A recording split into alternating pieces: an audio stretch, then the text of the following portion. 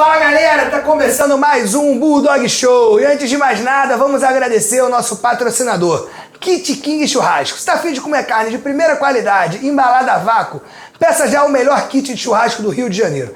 Kit King Churrasco é qualidade e praticidade para você. Além de ser uma delícia comprovada, eles ainda entregam um kit completão na sua casa. E com duas novidades, linha casa com vários cortes práticos para o dia a dia e linha de casa com salgados Kit King. Faça o seu pedido sem sair de casa em kitking.com.br. Kit King Churrasco, qualidade de rei para vocês. E hoje estamos aqui com um convidado muito bacana. Ele é cantor, ele é compositor, já escreveu livro. Rogério Scailari, muito obrigado, tá? Um prazerzão você estar aqui com a gente. Ele já foi no Flow, já foi no Inteligência, agora está aqui no nosso humilde podcast da número 1. Obrigado mesmo, tá, Rogério? Você está aqui com a gente. Você sabe que a primeira coisa quando eu cheguei aqui foi escrever um Twitter. Eu escrevi um tweet que eu dizia assim: tô no FM o dia, um lugar que eu me sinto muito bem, tô ouvindo funk, pagode romântico e sertanejo. Isso, para mim, faz um bem para a saúde. Eu saio daqui renovado e com mais vontade de criar. Foi exatamente isso que eu escrevi. Que bacana. Já tinha vindo alguma vez aqui na FM Dia ou aqui ou no centro? Eu vim há 2 meses atrás falar com o Van Damme. Ah, com o Van Damme aqui? Bacana. Bacana. E lá no centro, já tinha ido 10 anos atrás lá? Já. Que lá era FM Dia, MPB. Lá eu conhecia muitos jornalistas, a Luísa Bouzada, que era do marketing, lá dos desenhos do jornal. Tinha o Mancuso, o Carlos Mancuso. Conhecia esse pessoal todo. Rogério, né? Pesquisando um pouquinho sobre sua história, né? Começar aí com uma relação que eu também gostava muito do Jô, né? Que eu vi algumas vezes, que você foi lá algumas vezes lá. E que você sempre lançava os álbuns, estava sempre lá trocando essa ideia com ele. Mas que eu já vi até você falar que acabou que ele levou você para um lado um pouco cômico, né? Que não é algo que você talvez se autodescreveria, né? Nesse sentido. Como que assim, né, a pergunta, como que você assim, musicalmente se descreveria, né, você falando de você mesmo, né, porque eu já vi aqui que, assim, é muito versátil, né, assim, você realmente faz arte sem se limitar, né. Primeiro, deixa eu fazer um parêntese para falar do Jô. O Jô é um querido, né, O Jô é um querido, o Jô foi uma pessoa muito importante na minha carreira, porque se eu tenho alguma visibilidade nacional, é graças ao programa do Jô. Eu apresentei boa parte da minha discografia no programa do Jô. Entendeu? Então, para mim... E ele amava as minhas performances, né? Então, quando eu chegava... E foi trágico, porque eu sempre conto isso. A primeira vez que eu cheguei no Jô, com medo, pisando em... Até o início da minha carreira, pisando em ovos para não falhar, para não errar, para não dar nada errado. E acabou dando tudo errado, entre aspas, porque, enfim, foi uma entrevista mal sucedida. Você sabe, né? Uma entrevista. Você está aqui, eu também, eu tinha um programa Matador de Passarinho no Canal Brasil, eu sei. Uma entrevista é que nem uma sessão de psicanálise. Você não sabe onde vai dar. Você pode fazer milhões de descobertas, você não sabe o que você vai dar. Só para você ter uma ideia, no programa Matador de Passarinho eu recebi mais de 80 pessoas. Gente da pesada, Jarte Macalé, Arrigo Barnabé, Tunico Pereira, enfim, uma porrada de gente, mais de 80 pessoas. Teve uma pessoa que quase eu caí na porrada com ele. Não vou contar quem é. Inclusive porque não vale a pena. Mas foi tão dramático aquilo ali que ele não quis assinar a autorização para o programa ir ao ar. O programa não foi ao ar com ele e tal. Mas eu quero dizer o seguinte, é isso, uma entrevista tem um lado imprevisível que é o maior barato isso, né? Você não conversa entre duas pessoas. Tem muitas entrevistas que você acha que não vai dar nada, rende pra caramba. Também. Tem umas que você acha que vai ser uma puta entrevista, a pessoa vem aqui, não rende nada, dá 3, 4 respostas monossilábicas, você fica tentando tirar água de pedra. Você quer acabar que não tem mais pergunta. E nesse dia do jogo, no primeiro programa, deu tudo errado. Porque eu não sei porquê também. É uma conversa, você vai para um caminho, vai para outro, você não sabe, você não tem controle dos caminhos. Não é que nem Roberto Carlos, que pede para fazer as perguntas, para ele saber quais são as perguntas. Comigo não tem isso, é uma entrevista imprevisível. E chegou um ponto de eu falar no Ayrton Senna. E o Ayrton Senna tinha falecido há coisa de 3 meses. E nesse dia do Ayrton Senna, eu não sei o que me deu na minha cabeça. Ayrton Senna é um mito, né?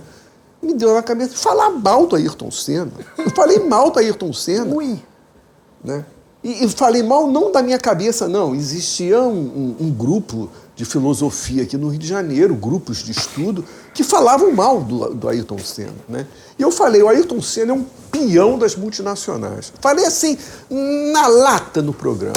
Moral da história, o público paulistano vaiou, o Jô Soares ficou de cara feia, e eu falei comigo, me fudi. Nunca mais volto aqui. Daqui eu não volto nunca mais. Até que houve um momento assim que de reviravolta, né? de virada. Uma virada espetacular. Ele pediu para eu dar uma palhinha de uma música do meu disco que eu estava lançando, que era o meu primeiro disco, chamava-se Fora da Grey. Eu dei a palhinha e o público gostou. E o Jô também gostou. Aí o Jô pediu para eu dar uma segunda palhinha de uma segunda música. Eu fiz, o público gostou, o Jô gostou. Ou a terceira, cara, saí de lá em cima e falei comigo, eu nunca mais vou deixar de vir aqui ao programa. E foi o que aconteceu.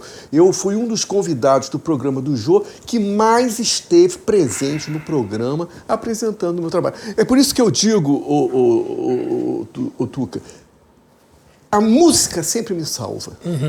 A minha música sempre me salva. Para falar, não. Para falar, eu posso falar verdadeiros absurdos. Mas a música sempre vai me salvar. E a música no programa do Jô Soares me salvou. Entendeu? Então eu sou muito assim querido. O Jô é um querido meu. E quando ele faleceu, realmente eu fiquei muito triste. Muito triste.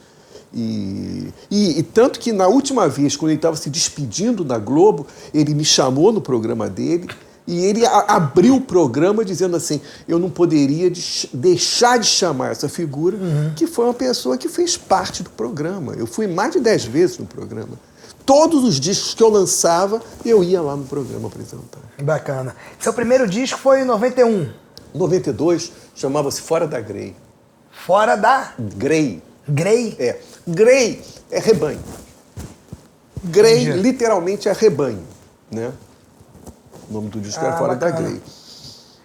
E aí essa primeira apresentação do Jô já foi em 94, né? Foi. Senna se foi em 1º de maio. Exatamente. De 94. 3 meses, exatamente. Foi no segundo semestre de 94, foi essa primeira apresentação. Foi exatamente. Eu gostava muito, assim, era mais novo, né? Eu lembro que minha mãe brigava de madrugada. Pra ficar até entrava tarde, no quarto, vai dormir, não sei o quê. Era um programa até mais adulto, né? Não era um programa que eu gerava, às vezes, sendo meus amigos, não tinha tanta... Mas eu sempre, eu gostava muito. E nessa época não tinha muita internet, né? Ou via à noite ou não via, né? Não tinha reprise. Vou ver amanhã no Globoplay. Ou você perdeu. Perdeu. E esse lado, né, que você tem, que é algo até curioso, né? Que você fala que você é de esquerda, mas você não é o politicamente correto. Né? Você... Né, que eu acho que hoje é o que acaba acontecendo muito, né? Assim, acho que é a minha visão, né? Pelo menos. Acho que assim, que a turma, né? Pelo menos assim, grande parte da esquerda, e acho que talvez, né, eu, por exemplo, que me posiciono um pouco mais de direita, né, mas também sem as boçalidades do extremismo, obviamente, né, mas pela questão econômica mesmo, porque tem pautas de esquerda e tal, mas a questão econômica mesmo, como empresário, acaba que eu tendo a me identificar um pouco mais. Mas assim, eu acho que um pouco polemicamente, desse certinho, né, porque eu acho que é o que gera também uma certa rejeição da direita. Assim, eu, por exemplo, acho super... super louvável as pautas da esquerda, tudo respeitável, mas assim, quando entra nesse cenário dessa esquerda que quer fazer esse fantástico mundo de Bob, aonde com os deles tudo pode, e com os dos outros uma vírgula, assim, é quase é pior do que estuprador, bandido, é um negócio que você pega alguém que não é da turminha, tá tudo certo. Você pega alguém que é da turminha, é um negócio que você fala, gente, assim, estão fingindo demência, né? Assim, um caso até, né, pessoa até querida, né, recente, né, que eu vi esse final de semana, foi o nosso marido da Preta Gil, né? Um cara casado. O cara traiu a mulher com a assessora enquanto a mulher tá em tratamento de câncer. E eu não vi ninguém dar porrada bem dada nele. Marido, não sei o que, com a assessora, papapá, Preta Gil. Meu irmão, se é alguém que não é da turminha, com uma pessoa querida igual a Preta, assim, tal, no meio de um tratamento, no meio da pandemia, ainda com a assessora, viajando, esquece. Ia ser assim, ia estar essa pessoa igual o goleiro Bruno, assim, pra mídia. Mas como ele é ali no métier dessa galera, a própria Preta, não sei se pediu pra aliviar ou não, porque ela tem essa influência na Mind, se ela estala o dedo, ele vira o goleiro Bruno pra pior. Então, assim, isso é o que mais me incomoda um pouco. O que você pensa aí? Por que você se define assim? Bom, enfim, eu sempre fui identificado à esquerda, logicamente, né? Eu não sou empresário, né? Eu sou um mero compositor, um simples compositor. Eu sou ligado ao povo. Só para você ter uma ideia, os meus shows, eles são verdadeira anarquia. Entendeu? Eu normalmente faço show para pessoas levantadas. Nunca. Se for em cadeira, tudo bem, eu posso até fazer sentadinho em cadeira. Mas normalmente é o pessoal em pé, né? E assim, cara, os meus shows são anárquicos, ao ponto de, num determinado momento do show, sempre no momento final, espontaneamente, porque eu nunca chamei, espontaneamente, o público sobe no palco, pega o microfone, mentira, e começa a cantar e a multidão no palco, entendeu, cara? E aí isso aqui é o maior barato, sabe o que é? Eu sempre falo, eu sou apaixonado pelo teatro de rua. Existe no Rio de Janeiro um grupo de teatro chamado Teatro de Rua, do Amir Haddad, que é um grande diretor de teatro. Ele faz teatro na rua.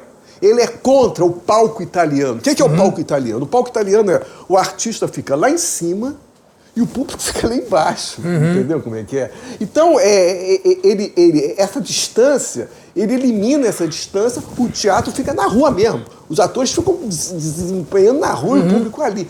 E para mim isso é maravilhoso. Então quando espontaneamente o público sobe no palco, já aconteceu comigo o inverso. Eu descer na multidão, me lembro, era um show em Pernambuco e Recife, no Rec Beat, uma multidão. Eu desci para cantar a música e me misturei no meio da multidão com o microfone.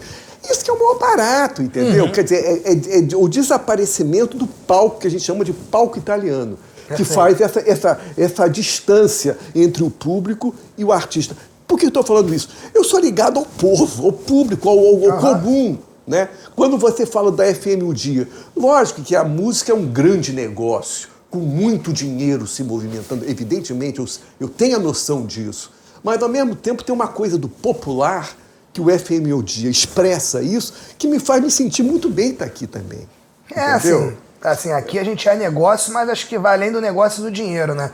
Senão a Rádio Globo, nesses últimos 20 anos, tinha tido algum sucesso sobre a gente, né? Eles já tentaram 15 formatos diferentes e nunca fizeram nem cosquinha. Então, assim, realmente tem que ter essa emoção. Acho que não dá pra tratar a música como uma mineração, como uma empresa de engenharia. Você tem que realmente, né, ter esse carinho. Agora, ao mesmo tempo que eu sou ligado ao povo, né, a essa coisa do igual, aí a noção de igualdade, para mim, é fundamental. Por isso que uma das noções mais importantes do comunismo é a noção de igualdade. Não que as pessoas não sejam diferentes. Eu sou diferente de você, nós somos diferentes. Mas apesar dessas diferenças, existe uma noção de igualdade que isso não pode se perder. Então, são muitos valores da esquerda que para mim são muito caros. Agora, ao mesmo tempo, eu vejo no segmento da esquerda algumas atitudes extremamente moralistas que me perturbam, me enchem o saco. Essa coisa moralista, às vezes lacradora, que me deixa de saco cheio. Por exemplo, tem um comunista famoso aí na internet que foi lá buscar no Michel Foucault, que é um grande pensador francês, e foi falar que o Michel Foucault era pederasta e começou a sabe, essa coisa, a coisa moralista do cara. Quer dizer, eu não quero saber se o Foucault era pederasta, se era isso, se era aquilo outro. O Michel Foucault era um grande pensador. Então, ao invés dele sublinhar isso, o cara vai numa atitude moralista para denegrir a figura, entendeu? Então eu fico puto com essas atitudes moralistas. Por exemplo, muitas vezes eu vou num programa de feição mais de direita, conservadora, é o exemplo do Danilo Gentili, e aí existe uma patrulha ideológica por parte da esquerda. Pô, você foi no programa do Danilo Gentili, aquele fascista, barababá. Isso daí me perturba profundamente, entendeu? Porque eu acho até que o projeto da esquerda, ao qual eu me insiro, eu estou inserido no projeto da esquerda, é ocupar todos os espaços, é não fazer bolha, como você acabou de falar aí. Não fazer bolha, eu sou anti-bolha, entendeu? A bolha, para mim, é o que estraga todo um projeto político, entendeu? E eu acho assim, até é uma burrice gigante, né? Porque assim, no programa de esquerda, você indo, você não vai conseguir, né? Vamos falar da esquerda politicamente, não vai conseguir um voto novo. A partir do momento que você vai no Gentili, você tá falando com um público que você não tem nenhum voto. Se você ganhar 2 dali, pra esquerda como um todo já é puta vantagem. É por isso o de esquerda não vai ter voto nenhum lá. Lá vai que você pega meia dúzia que não era. Por isso que eu digo, o objetivo da esquerda é ocupar todos os espaços. Quando eu fui no Flow, foi a mesma coisa. O Flow tinha um perfil de direita. Ninguém da esquerda ia pro Flow. Nenhum. Eu posso te dizer que a única pessoa que inaugurou o Flow sendo de esquerda fui eu. A partir dali, todo mundo, até o Boulos, quando estava fazendo campanha política, foi no Flow. Acho que a Tabata também falava. Tabata, todo mundo, claro. A Tabata foi no dia que deu o estresse lá com o Monark. Pois é. Foi ela que estava lá. Pois é. Inclusive, você quando foi foi entrevistado, você alertou isso ao Monark. Há muito tempo atrás. Você falou que isso aqui não era um botequim, que tinha multidão vendo. Há muito tempo atrás. Antes de dar merda. Mas você né? sabe por quê, Tuca? É aquela ideia errada da direita de liberdade de expressão. O que é isso, liberdade de expressão? A liberdade de expressão dá direito de você falar uma atrocidade aqui. Essa que é a questão. Que liberdade de expressão é essa? Não existe liberdade de expressão absoluta em nenhum lugar do mundo. Não é só no Brasil, não. Em nenhum lugar do mundo. Entendeu? Então, tem países que têm suas leis. Por exemplo, eu sempre falo isso. Se o senhor Monark tivesse falado aquilo que ele falou da legalização do partido nazista nos Estados Unidos, provavelmente não aconteceria nada. Para antes ter tomado... Ele tinha 10 motivos para tomar porrada maior que aquele. Porque aquele... Quem entende o Monark, a linha de que ele vinha ali já a todo o programa fazendo, do liberalismo total, quem quer usar crack tem que vender na rua, é o seu corpo, o pó, aquela filosofia dele, né, extrema. Assim, o que ele falou ali, né, pelo amor de Deus, não tô defendendo, tô só dizendo dentro dos extremistas que ele vinha falando, ali o que ele falou foi, cara, tem o Partido Comunista, o comunismo na China, né, matou milhares. O nazismo, tá bom que são ideologias que eu não quero nem comparar, pelo amor de Deus, só comparando os fatos, que foi o que ele fez, né? Ele pegou o fato do comunismo chinês, o nazismo, né, teve isso, falou, por que é proibido? Ele meio que indagou. Acho que ele não, você não viu ele fazer um discurso, um testemunhal que deveria ter, né? Ele jogou uma indagação meio retrógrada ali para o papo fluir. Assim, quem realmente acompanha o Monark, não era algo impensável de se escutar ele falando. Você já sabia que era dali pra pior. Mas o público, é como você falou, foi acumulando, né? Eu fui ao Flow por causa do Igor, porque o Igor já me conhecia, vinha aí das shows e tal. O Monark não me conhecia. Porém, entre o Igor e o Monark, numa conversação, eu prefiro 1000 vezes o Monark. Porque o Monark me levava à discussão de ideias. Agora, o Monark tem aquele problema, né? Que talvez seja influenciado pelo MBL e aí começa a falar aquelas besteiras de lavagem cerebral, né? Esse que é o problema. Ali, se tivesse segurado um pouquinho dele, o casamento era muito bom. Porque o Igor é aquele cara que, assim, Pô, se perguntar, pô, Tuca, tu prefere hoje lá no Flow divulgar o Bulldog ou tomar cerveja comigo? Tomar cerveja comigo. Ele deve ser um cara pra sentar num botequim, tomar cerveja, que deve ser, assim, sensacional. Já o Monark, depois de meia hora no botequim, começando a falar, não, pelo amor de Deus. Eu senti. Pelo amor de Deus, não aguento mais ficar aqui uma hora com você. Eu tive 3 vezes no Flow. Arrumando tumulto As no meu 3 ouvido. vezes que eu tive no Flow, eu senti que a potência da conversação era com o Monark, não era com o Igor. Não, o Igor é o que fazia o clima ficar gostoso. O negócio não sair do eixo, eu sentia. E aí você complementou, né? Porque a gente vai puxando um papo depois do outro. Produção me matando aqui que a pauta já não segue. Mas o podcast não tem essa pauta, né? Então, assim, o que você acha, assim, dessa... que muitos, né, alguns da direita chamam de arbitrariedade que o Xandão tá tendo, assim... Você acha padrão? Não, normal. Ele tomar as decisões que ele tem tomado? Eu digo que o STF, num determinado momento da história do Brasil, ele foi muito prejudicial. Ele foi muito prejudicial. Se você se lembrar da prisão do Lula, o STF estava dentro do sistema, sabe, conservador e tal. Eu acho que o que está acontecendo com o STF nesses últimos anos é uma autocrítica. Há uma autocrítica à atitude dele no passado, entendeu? Então eu acho que o STF está fazendo uma autocrítica porque ele foi muito prejudicial. Porque ele acabou levando... Se você fizer uma análise de infraestrutura, você vai perceber que o crescimento do Bolsonaro vem junto com a criminalização do Lula, imposta pelo STF. O STF ele foi complacente com toda a filosofia de direita e com a vinda do Bolsonaro. Entendeu? O STF acabou preparando esse terreno para o crescimento do Bolsonaro.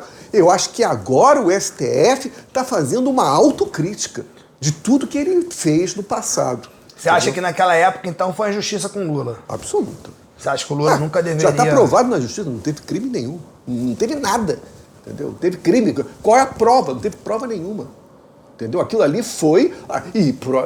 Veja a história do Moro. Veja o destino do Moro, do Delanhol. Veja o destino da Lava Jato. Tá tudo indo para lata do lixo, cara. Aquilo ali foi aquela relação entre Ministério Público e juiz e judiciário. Aquilo ali foi uma vergonha, um capítulo vergonhoso na história brasileira. Perdão. Você acha que Não vai me perguntar só sobre política, não. Me pergunte sobre música também. Vamos, não, com certeza. Só que emendou aqui. Já vamos então. Daqui a pouco a gente volta. Vamos agora. Eu gostei que a produção botou aqui as suas músicas mais famosas, cara. Eu achei um fenômeno. Só sacanagem. Eu gostei muito, cara. Meu pau fica povo duro, gosta, Matador de Passarinho. Pô, essa foi a que eu mais gostei. Dedo no cu e gritaria. Essa é fenômeno. Essa aí já imagina a festa da cobra cega, Juanzinho. Todo mundo, a cobra vem entrando, ninguém sabe de onde vem. Conhece essa festa da cobra cega, Juanzinho? Isso aí é tua geração, não? Ah, essa festa é boa. Só que tinha que ter sempre mais mulher, né? Senão a cobra podia entrar no lugar errado, né? Ô, Tuca, deixa eu te falar uma coisa. Você sabe qual é a música que eu tenho mais views na internet? A minha música mais popular. O Meu Pau Fica Duro. Essa é a minha música mais popular. É mais popular. O que eu quero dizer com isso é o seguinte. As músicas que têm um grande reconhecimento popular são músicas que falam de sacanagem, de escatologia, dessas coisas proibidas, temas tabus, entendeu? Agora, se eu te disser que nas minhas mais de 500 canções lançadas nas plataformas digitais, esse tipo de música representa 20% do meu repertório, entendeu? A minha música poderia tocar claramente no FM O Dia. Eu tenho repertório para isso, se você está me entendendo. Agora, o que o público gosta são as músicas de sacanagem. E aí, música de sacanagem, né? Eu que faço, às vezes, algumas críticas, que eu era um cara que sempre gostei muito de funk. Adoro. E de 2, 3 anos pra cá eu me sinto meio órfão, né? Todo mundo que vem aqui do segmento eu converso. Adoro. Porque acho que o funk, ele, de um tempo pra cá, ele se perdeu. A mulherada só fica no senta-senta. Vem algo, não evolui disso. E discursos feministas, LGBTQ, de afirmação. Não que eu seja nada contra. Mas, como entretenimento. Mas tem ali, muito senta-senta ainda, né? Sim, não, é o que eu tô falando. Hoje é só isso que eu tô querendo dizer da mulherada. E você acha ruim o senta-senta? Não, eu sinto falta, eu, por exemplo, como, né, um hétero, né, que gosta de um funk igual tinha ali um Catra, tinha um Bochecha, músicas pra eu cantar no carro com a minha esposa, com a minha família, que eu botava ali, e tinha uma letra. Mas o funk proibidão você não gosta, não? Hoje não tem, hoje os homens foram pro trap. Muito trap. Que é aquela batida muito trap. Que não me pega. Assim, é muito trap, é muito tal, que aí é, porra, o meu baseado, a blusa da Lacoste, muito isso, trap, aquilo. Tem um ou outro que já estão saindo um pouquinho, fazendo as coisas mais românticas, um pouquinho mais limpo, e a mulherada foi para um discurso muito feminista, muita afirmação que não tenho nada contra, só não me identifico para eu botar no meu carro, gostar de escutar e cantar. Ponto. Nada contra o público delas ou que elas estejam cantando. Eu sinto que, assim, tem essa falta. E aí eu acho que é isso, é justamente o que você falou, né? O que se conecta com o popular, né? Uma linguagem que fala com todo mundo, né? Gosto também, você falou das suas músicas, né? Acho que, assim, você saber se conectar com o povo, falar o que o povo quer ouvir, do jeito que o povo quer ouvir, eu acho que é um dom, né? Assim... Agora, a questão do funk, tem até um livro clássico sobre o funk, do Hermano Viana, né?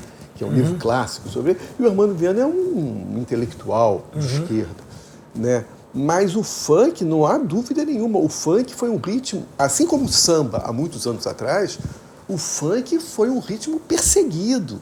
E é muito curioso isso. É que a história do funk é muito parecida com a história do samba.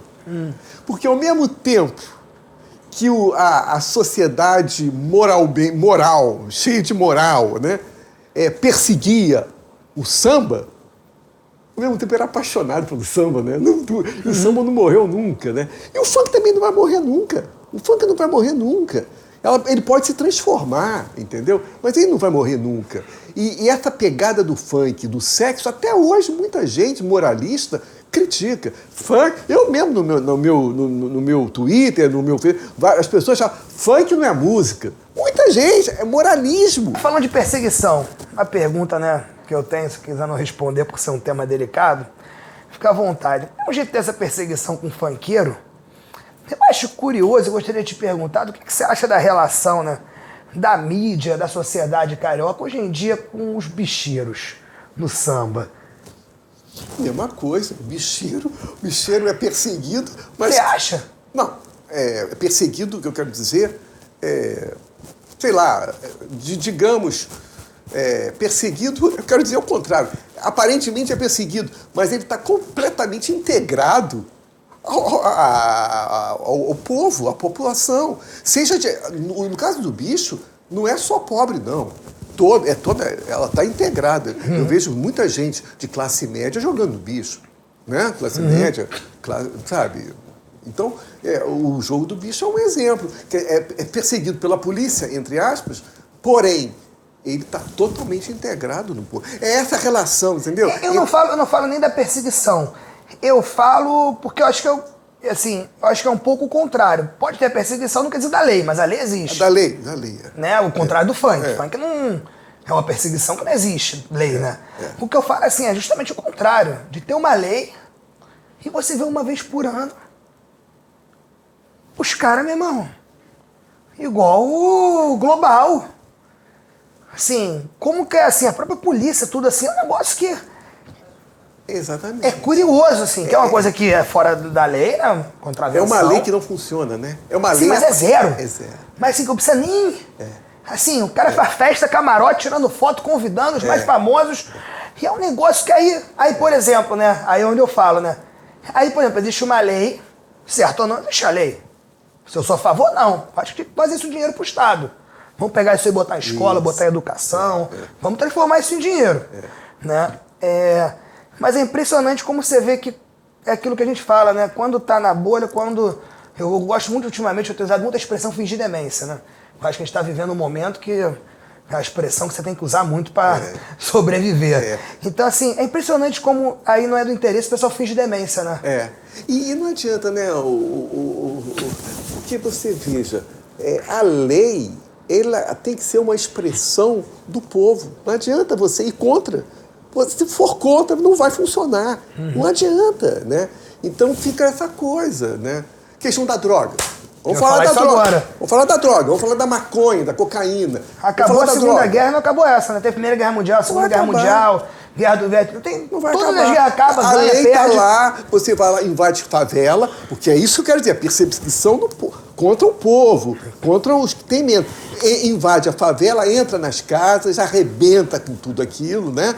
É uma ideia de perseguição das classes sociais. Né? O Estado invadindo aquelas pessoas que são pobres, que vivem em comunidades. E, no entanto, você nunca vai acabar com a droga, porque a droga é consumida, inclusive, pela própria polícia. Pode ter muita coisa que mudou, mas talvez todas as sociedades tiveram algum tipo de droga, de opioide, a canabidiol, a álcool, a tabaco.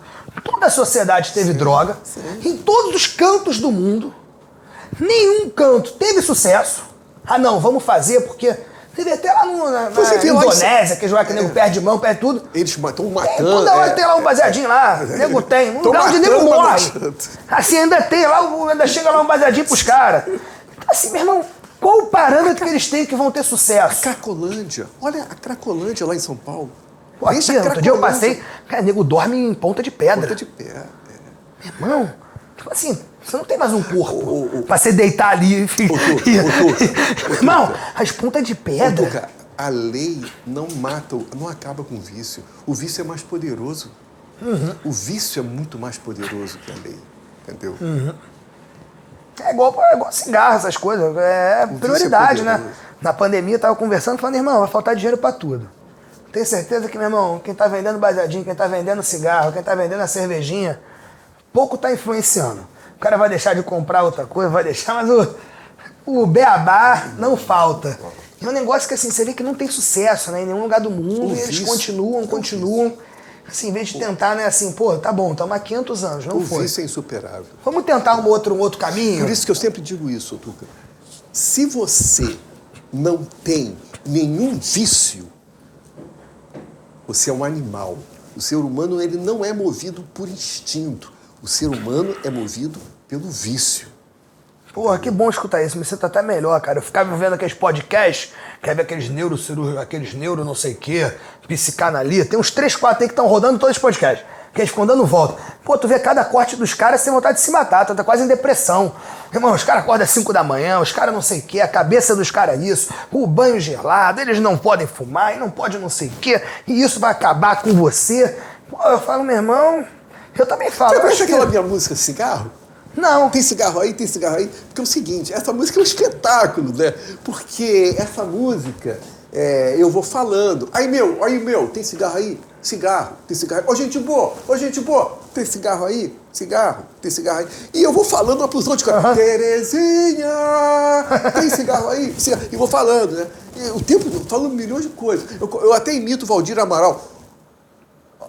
Como é que é? Como é que é? Você, ouvinte, é a nossa meta. Pensando em você que procuramos fazer o melhor. Domingo é dia de esporte. O domingo é nosso. Tem cigarro aí? Cigarro. Tem cigarro aí? A música é só isso. Cara, sabe o que eles fazem? Eles começam a pegar o cigarro e começam a jogar. Eles ficam jogando cigarro. O público, a plateia, a multidão, jogando cigarro. De repente, cara, e o cigarro bateu na minha cara, cara, de repente, cara, o palco tá repleto de cigarro. Repleto de cigarro. E eu cantando no meio da... Tá me entendendo? Isso são coisas espontâneas. O público jogou cigarro porque ele quis, entendeu, cara? É isso, né? Assim, acho que você vê, assim, por exemplo, um modelo, né, de uma droga específica, né, a cannabis nos Estados Unidos, né, na Califórnia. Foi, assim, uma receita importante na economia, né? Foi quando teve... Foi 2008? Não, foi mais recente. A última crise lá imobiliária do real estate americano. Foi por aí, 2009, por aí. Foi ali, né? Acho que foi por ali. Sim, foi quando entrou, né? Começou a legalização ali na Califórnia e tal. E assim, mostra que foi uma receita que ajudou muito aquele momento ali da crise americana, que foi uma injeção de uma receita nova que não existia, de medicamento. Então, assim, é um negócio que pra mim é inexplicável, assim. Principalmente se tratando da cannabis, é um negócio que... Você não vê uma matéria de alguém que chegou em casa, fumou um baseadinho, ficou bravo, que quis bater na mulher. Você todo dia vai abrir aqui e vai ver, pô, o cara enche a cara, sai do barzinho, fica agressivo. Eu nunca vi uma matéria. O cara chega em casa, fuma um baseadinho e dá um supapo na mulher. Eu nunca vi. De álcool você tem, se abrir aqui a internet, vai ter 3 diárias. Eu vou te falar uma coisa, cara, meio polêmica. A maconha na prisão é importantíssima. Claro. A maconha na prisão é importantíssima. Senão, é o que deixa os nervos calmos, né? A galera lá, tranquila, a galera consegue comer, consegue dormir, o que faz a roda... Tá me entendendo a hipocrisia? Não pode, tem que revistar para ver se está trazendo alguma coisa. Aí põe a mão na buceta, mexe na bunda para ver se tem alguma coisa. No entanto, eles sabem que por trás das cortinas, porque é importante. Na sociedade tem todo esse jogo de hipocrisias, entendeu, cara? Mas aí, se ele deixa a esposa entrar, né? Como é que ele vai tomar quinhentão pra ele mesmo entrar depois, né? Pois é. Porque o cara que revista a esposa é o mesmo que depois traz pro cara. Só que aí o frete, né? É o preço que ele quiser, né? Se a esposa não entra, é aquela história, a gente volta, né? Aí volta o vício. Não tem preço, né? Exatamente. O miojo ele pode botar o preço, não, tá caro. Outro dia eu vi a água tá caro, mas o cigarro pro cara na cadeia... Outro dia eu vi um policial prendendo um cara que roubava celular. Então todo mundo em volta dele, ele pegando os celulares, aí um celular de boa qualidade. Porra, cara, é o tempo todo isso, sacou, cara? Você vai fazer vista grossa? Você tá vendo tudo isso, cara? Tava ali nos meus olhos ali. E é você que faz todas essas análises, né? Um cara super inteligente aí, que pensa, né? Eu vejo no Brasil, na política, na economia, né? Realmente, eu gosto muito desse lado, de entender como o povo funciona, da verdade, dependendo de direita ou esquerda, do povo ali. Não tem hipocrisia, não tem contação de história. Sou um cara que eu odeio contar história, ficar fingindo que é isso, ficar fingindo que é aquilo. Assim, o que você acha, né? Eu estava até ontem conversando com um amigo, por que o Brasil, né? Você viaja pra Europa, puxa, assim, eu sinto que o Rio ainda é pior, tá? Que eu viajo às vezes com artista fazendo show Brasil. Por que o Rio, assim, tem essa coisa, né? Do se dar bem, você vê do polícia que pega 10 mais 1, essa coisa da sacanagem, assim, tão intrínseca, assim, você vê em outros lugares se funciona um pouco melhor, assim. Você vê que, assim, tem regimes, assim, que você confia na pessoa, que não tem sacanagem. Agora mesmo, eu tinha recebido, né, a multa, 3 multas lá da Holanda. Aí a primeira eles não conseguiram falar comigo, a segunda não chegou, chegou a terceira. Que aí, sei lá, somando as 3 era pra dar 400 euros, como foi 1, 2, 3, tava dando 2.000 cacetada. E aí já tava um final warning lá, um aviso, que senão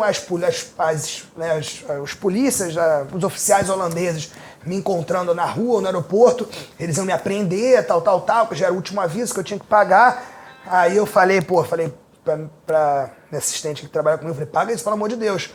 Porra, eu gosto direto, toda hora eu tô indo pra lá, mas a gente chega com a minha família lá por causa de, $1.000, $2.000, eu vou ficar na salinha, constrangimento, aquele... Falei, paga isso. Aí ela ligou, mandou um e-mail, falou que a gente não recebeu.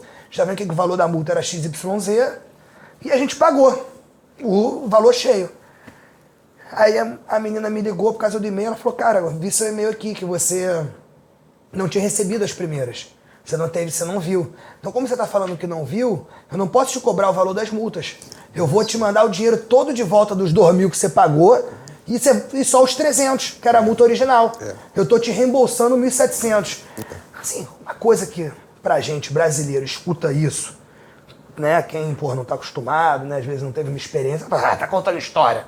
Tu pagou multa, vai alguém do governo te ligar pra falar que você pagou mais do que deveria pagar e tô te mandando dinheiro de volta na tua conta que você pagou uma multa mais caro porque você falou que você não viu o aviso, eles acreditaram.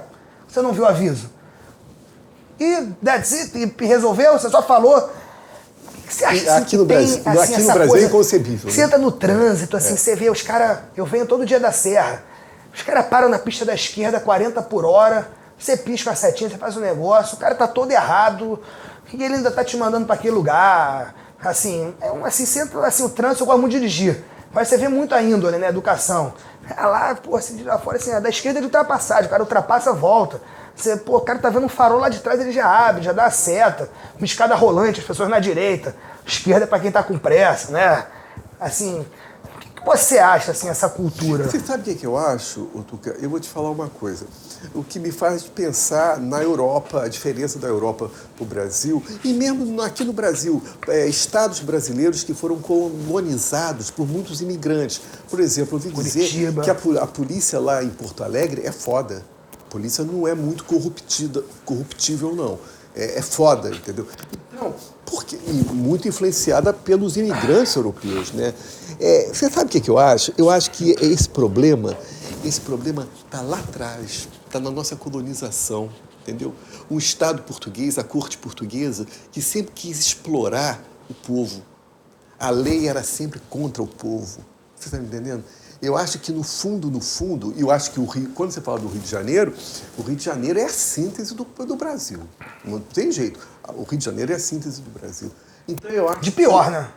De pior e tudo melhor também. Sim, eu acho que sim, tem coisa sim. do melhor. Carisma, perfeito, perfeito. Então eu acho que essa desobediência do povo diante da lei, essa desobediência do povo diante da lei, vem de uma situação histórica em que o povo sempre foi lesado. Eu não estou justificando o que o povo... Claro. Mas, assim, procurando tentar uma justificativa para isso. Porque na Europa, não. Na Europa, sempre se lutou por um Estado democrático em que o povo interferia nas leis. E aqui não. Aqui a nossa democracia, ela sempre foi enfraquecida, ela sempre foi frágil, sempre foi fragilizada. Então eu acho que isso levava a um poço entre as leis do Estado e o povo.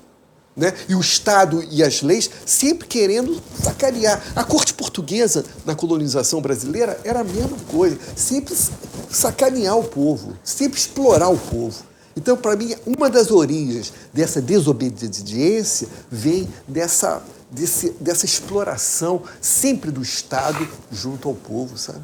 Eu concordo, mas porque assim, eu acho que eu vou um pouquinho além, porque você vê que não é nem do povo desobediência contra o Estado. É uma coisa do povo contra o povo mesmo.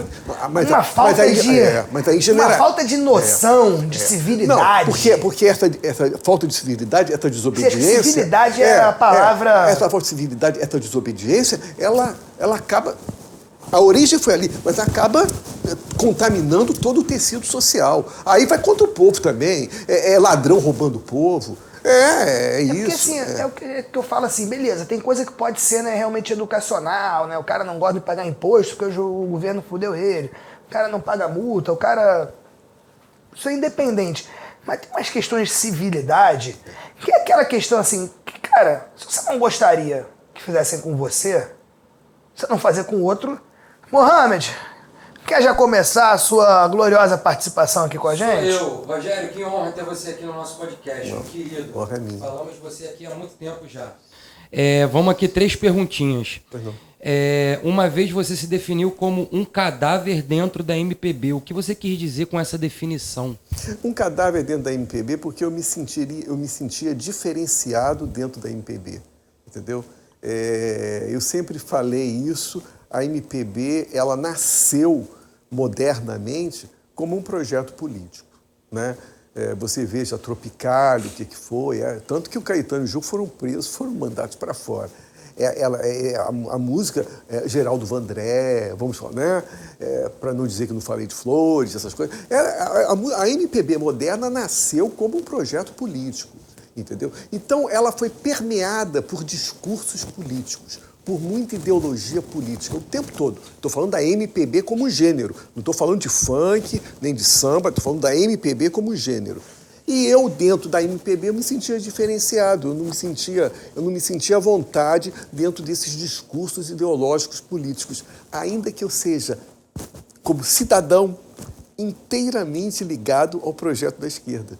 Mas como artista, eu acho que o artista não pode ficar preso a palavras de ordem ideológicas, entendeu?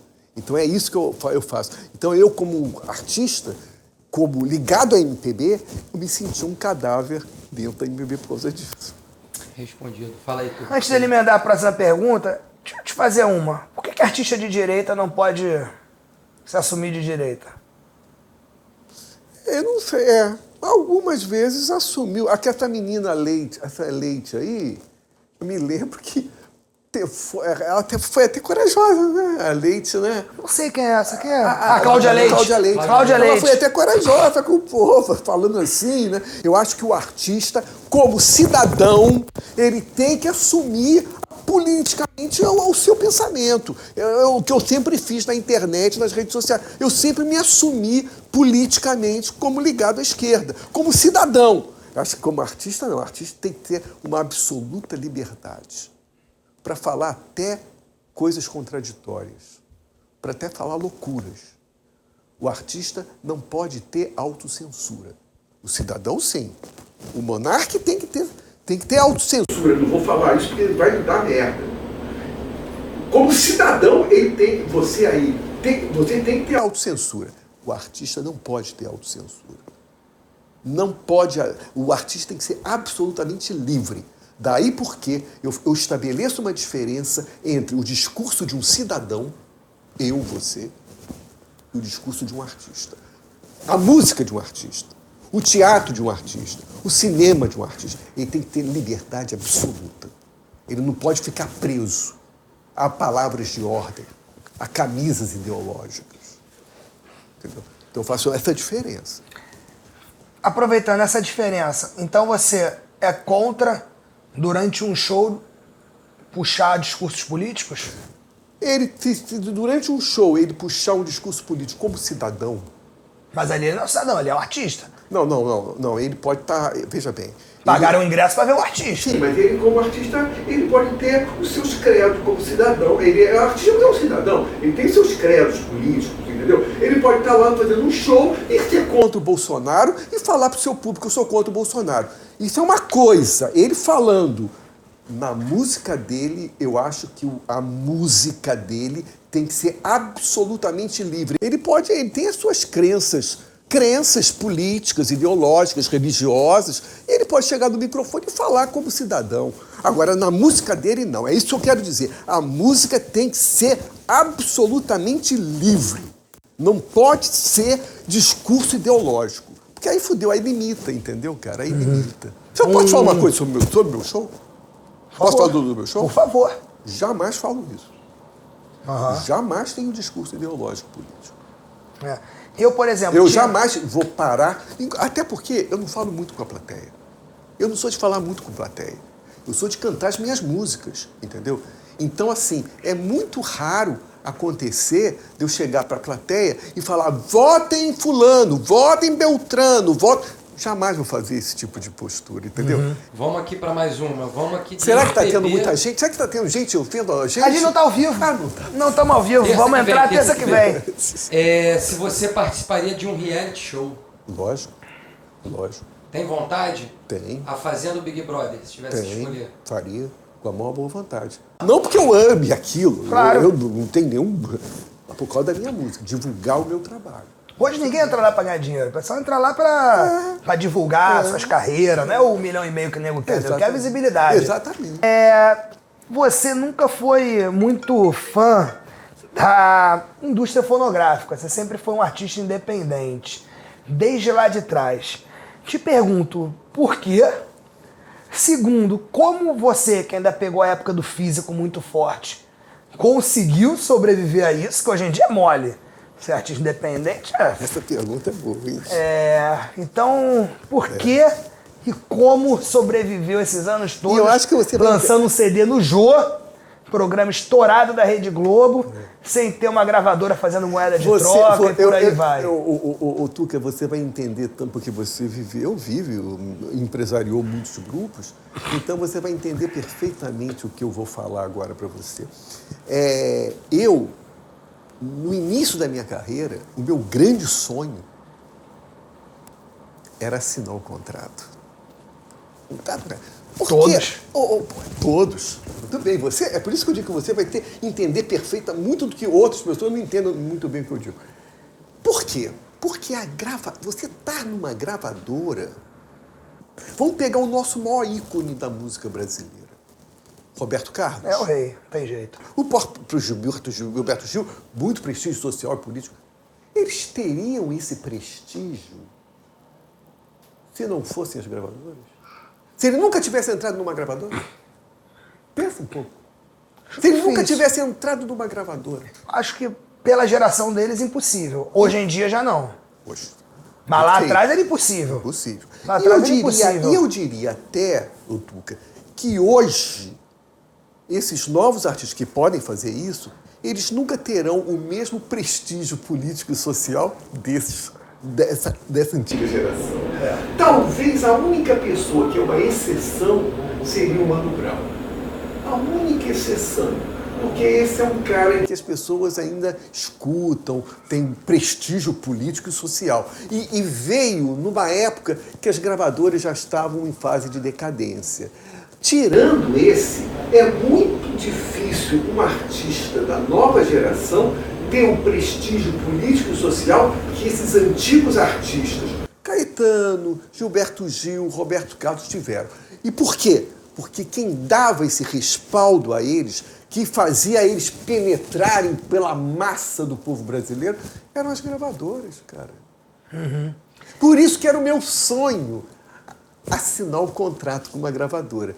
Quando eu vi que eu não iria assinar esse contrato, e ao mesmo tempo eu estava vendo que o mercado estava mudando, aí eu falei, eu vou investir no meu trabalho. E foi isso que eu fiz. Eu hoje provavelmente tenho uma das discografias mais extensas de qualquer artista independente. E o catálogo é 100% seu. 100%. Tudo nas plataformas digitais. Tudo. São mais de 500 músicas gravadas e lançadas.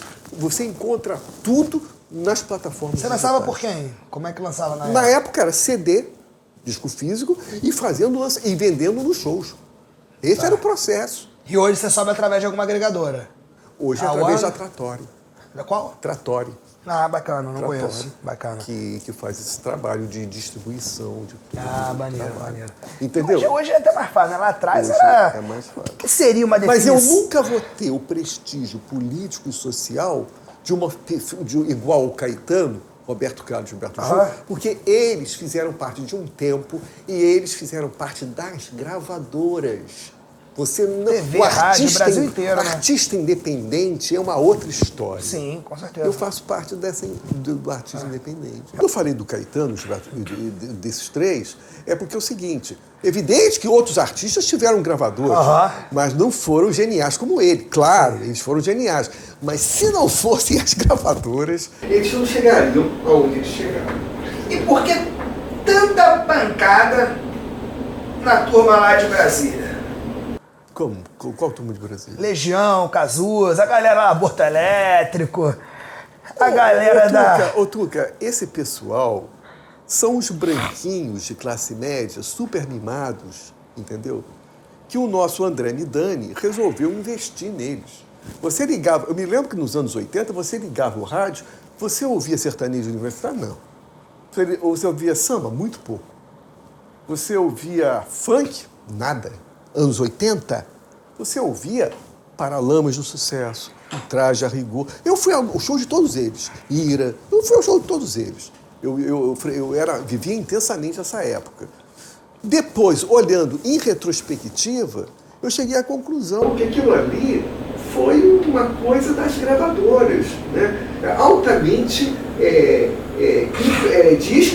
de excluir. Várias pessoas talentosas ficaram do lado de fora, entendeu? E foi cartas marcadas ali, entendeu? Então se produziu um rock. Você gosta de Paralamas? Eu não gosto de Paralamas. Você gosta de Um Traje a Rigor? Eu não gosto de Traje a Rigor. Você gosta de Lobão? Eu não gosto de Lobão. Eu acho a música ruim. Nem o Renato? Muito menos o Renato. Eu acho música de adolescente, música boba. Então eu acho o seguinte, essa música, era uma burguesia mimada. A Capital Inicial, filho de diplomata. Era tudo branquinho, cara. Era tudo classe média alta, cara. Aqui, Cazuza, filho de quem? Dizem que ele tratava muito mal até, né? Ah, é? Ele, não, dizem que ele não era um exemplo de filho, né? Até onde eu sei. Pelo menos assim o que dizem aqui Você no tá falando Rio. do Cazuza? É. Ah. Não era nenhum exemplo de filho. Filho de quem? É. O cara simplesmente era dono da indústria fonográfica, meu amigo. Entendeu? Então é tudo burguês mimado. A partir dos anos 90, começou a entrar o pagode romântico. Começou a entrar, qual o nome daquele... Aí rasgou. Bom, o da de São Paulo, aqueles de terno... SPC? Alexandre Pires? Não, Alexandre Terno. Pires também. Mas aquele famoso Negritude... O Netinho. É Netinho? Como? Netinho de Paula. Negritude Júnior, né? Isso. Aí entrou o pagode romântico, né? Aí entrou o funk, aí entrou o sertanejo. Aí a gente chegou à conclusão, Tuca, que nos anos 80 essas músicas todas existiam, mas estavam todas excluídas nos seus becos, Então, a partir dos anos 90, quando o rock deixou de ser o mainstream, né? Esses ritmos, o próprio Axé Music, esses ritmos, foi a partir dos anos 90, cara. Então, os anos 80, respondendo a tua pergunta, os anos 80, para mim, é um momento negro da história brasileira, apesar de ser feito só de branquinho. Hoje o pagode, festivais que tinham palco de samba, o palco pagode, não tem mais o palco samba, não tem mais samba. Agora é só pagode romântico. Agora só tem, mas por quê? Porque eu acho que eles se privaram Entendi. de se adaptar. Como eu acho que Mas o Zeca vende muito, né? Não, o Zeca é pagodinho, né? Zeca é pagodinho. Pagode. Não é o... E o Zeca é adaptável, é malandro. Eu falo aquelas velhas guardas mesmo, é isso e acabou. Ou é isso ou não é isso. Eu acho que o rock teve um pouco disso. A Beth Carvalho tinha isso um pouco. Eu acho que o rock tinha um pouco isso. Eu acho que foi isso que travaram os segmentos. Entendi. Os segmentos que se permitem estar se reinventando, Isso. botando elementos novos. Isso. Você pega sertanejo, hoje você vê um minuto, acho que é quase eletrônico. Hora do React! Hora do React!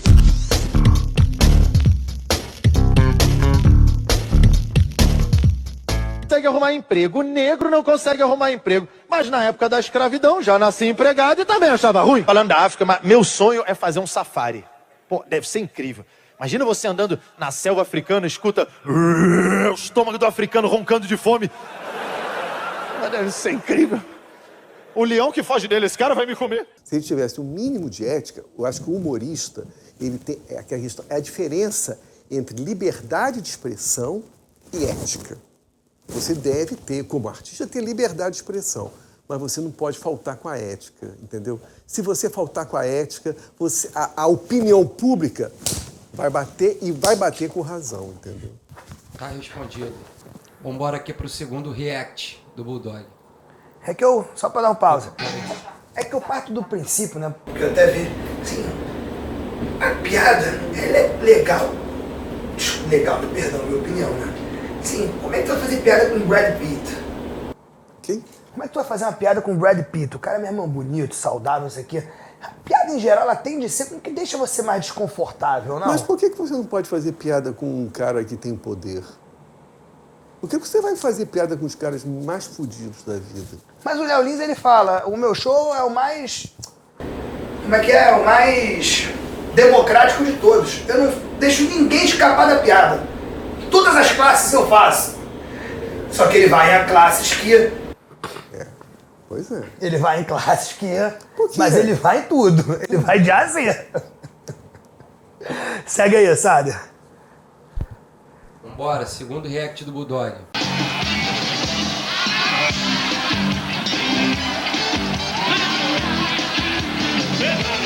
Eu só jogo amor, não jogo nada em ninguém, só jogo amor. Eles querem rock, vamos fazer uma improvisação aqui.